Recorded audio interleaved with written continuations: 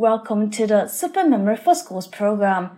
My name is Hong Ying. Today I will be with you for a lesson in the 10th grade English program, which is Unit 11, National Parks. As you've already known, the national parks have a wide range of biodiversity. Therefore, they attract lots of visitors coming here to explore, to learn, and to research the breathtaking beauty of these places. In order to understand more about the variety of the national parks, today we're going to learn about the 3 most well-known national parks. First of all is the Cup Phuong National Park in Vietnam. The second one is the Nairobi National Park in Kenya. And the last one is Everglades National Park in the USA. First of all, let's learn some new words in the reading text. Cup Phuong National Park is located 160 kilometers southwest of Hanoi. The first word that we have to learn about is locate. The word located is stressed on the second syllable. After that, we have the noun location. I have an example. They located their headquarters in Swindon.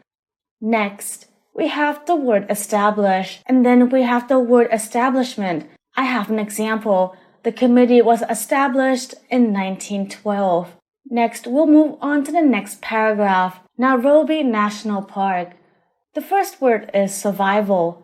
Normally, when saying the word ending with AL, we'll think about the adjectives. However, as for this word survival, it is a noun. The word survival is stressed on the second syllable, which means I have another noun, survivor. I have an example with the noun survivor. He was the only survivor in the accident. And the verb is survive. I have an example with the noun survival. The doctors told my wife that I had a 50-50 chance of survival. Next, I have the following excerpt. An interesting feature of Nairobi Park is the orphanage, where lots of orphans and abandoned animals are taken care of. The first word is the verb orphan. This word is very special because it is both a noun and a verb. The noun of orphan. In our reading text, we'll see the phrase orphan animals, so we can understand that the orphan animals are the ones that become orphans because their parents are dead. We have another word, orphanage. I have an example with the verb orphan.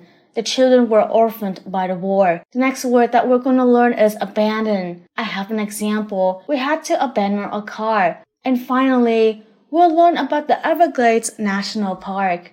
The first noun, wilderness. The word wilderness is stressed in the first syllable. As you've already known, the wilderness is where the soil is not used for farming and has really few people occupying it. I have an example. Large parts of Canada are still wilderness. I have the following excerpt related to the word contamination. The contamination has threatened the park and many of the animals in it.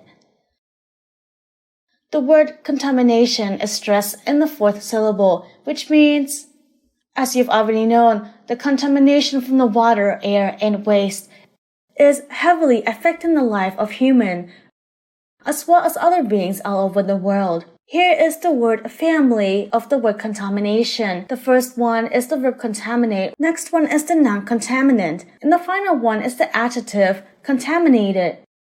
The last word of today's lesson is toxic, an adjective. The word family of this word includes toxicant and intoxication. Just learn some vocabulary that's relevant to the unit. I hope that these words can help you expand your vocabulary with much more meaningful words. See you in the next videos of the Super Memory for Schools program. Thank you for listening.